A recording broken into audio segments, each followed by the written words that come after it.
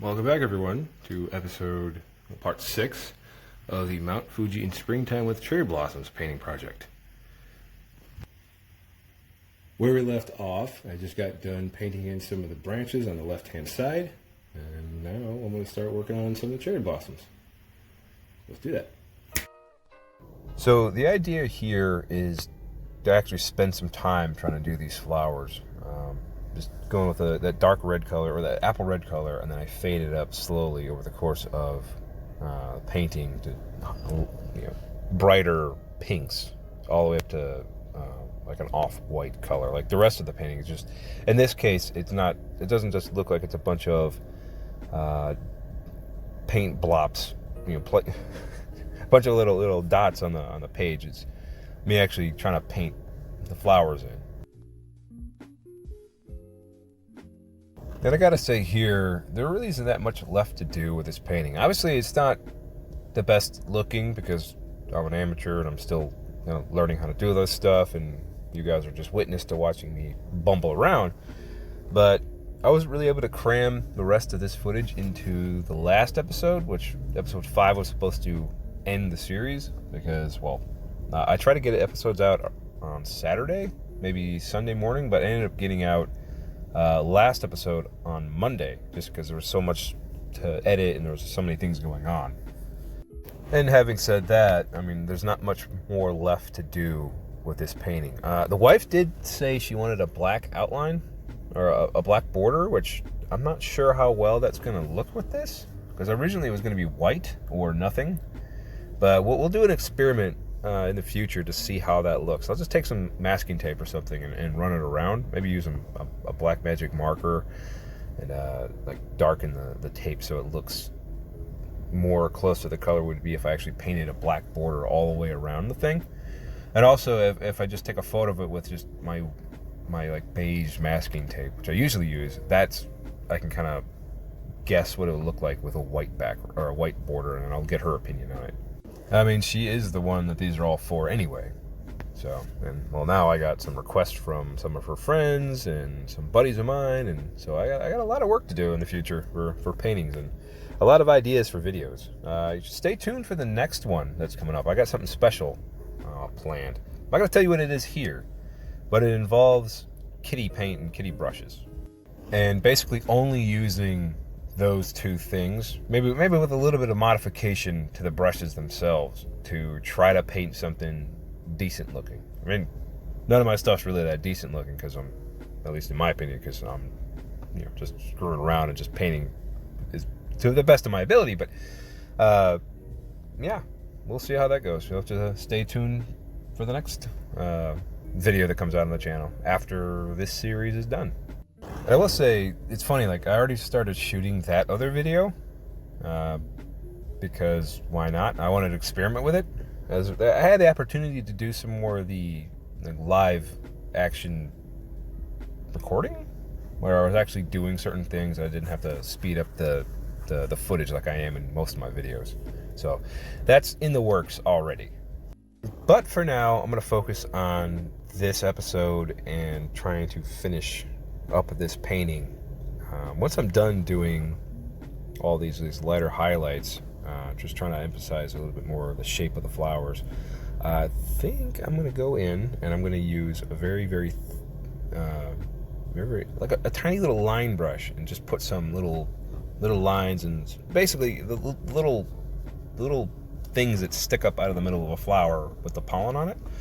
Just try to go through and do that. I mean, the flowers are close enough to the viewer that you can get some more detail in there, aside from just like splotchy colors. Like it's still all like splotchy if you really look at it. But I'll see what I can do for giving detail to the individual flowers.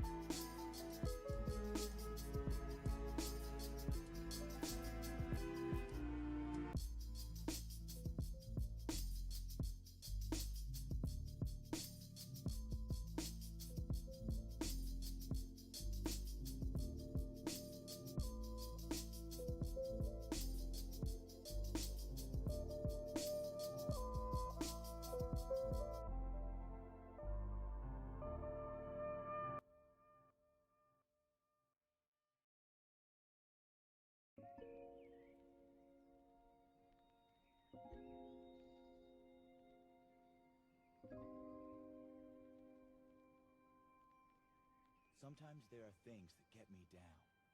They can be hard to deal with. But I try not to worry too much about the things that I can't change. So I just accept them.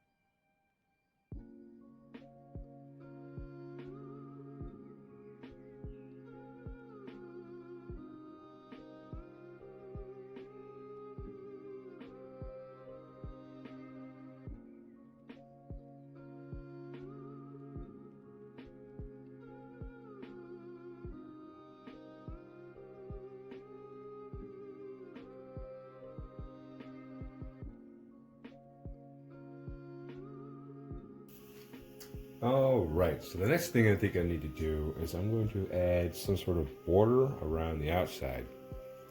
Probably just end up using some masking tape to do that. But the wife said she wanted black, but we took a photo of it last night. Ran it through a photo editor on the phone, and a white border looks better, but we still got to look at it with a black border just to see. So I'm going to take this, run it around there, and see how it looks.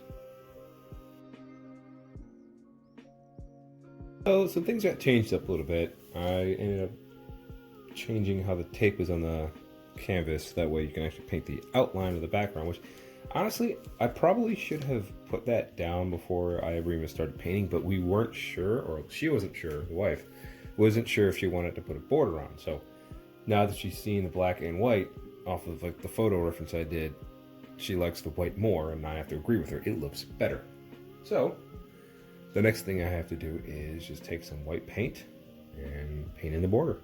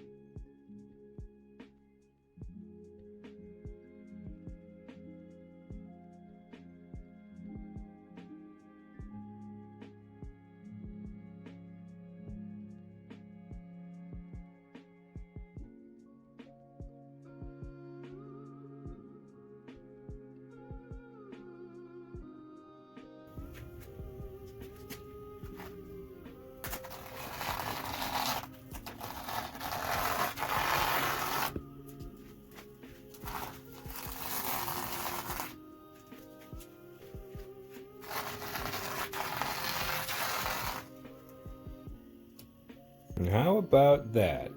Actually doesn't look too bad. I got some spots I gotta fix on the corners, but I mean, that's easy. It's just a small brush and some white paint. But how does that look? I still gotta do, well, I still gotta do underneath, the whole bottom edge. But that's something I can do off camera. It's nothing difficult.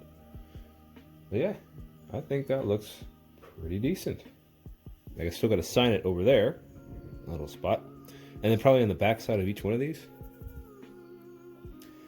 And then I have to figure out how to attach the panels together here and there. I don't know if I can drill a hole that way and that way. And just attach them that way, or just use something like a hinge, because I got a couple hinges floating around that I was using for, or I was going to use for something else. But I might be able to use those to attach these together, so that way they stay how they are, because they're not supposed to be separated between, in the seams, like the world map painting that the wife had me do, or asked me to do. I did that one, and it's all separated down the center of each, separated between each panel, and I don't really like that for this one, since this one was painted to be together. So I'm gonna fix up the edges real quick, sign it, and then figure out how to put it all together. I almost forgot. The wife wanted to see if we can put some cherry blossom petals floating around in the water. So I'll try to do that, but I don't know. It's really far away. So if I was to do that, you'd see like little Like, it wouldn't even be dots. It would be like splotchy lines of pink.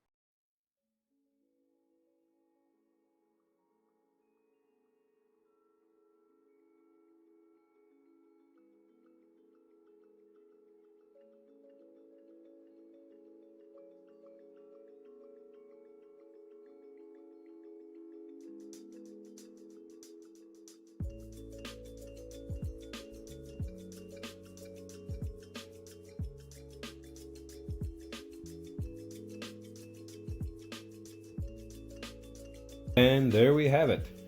Mount Fuji in springtime with cherry blossoms is finally done. Or at least as much as I can do it right now at my current skill level. I am still learning, obviously, like I usually say in all my videos. But I don't think there's much more I can do with this. This is the biggest painting I've ever done. It is 3 16 by 20 panels. The wife asked for it, so I'm going to deliver. So what do y'all think?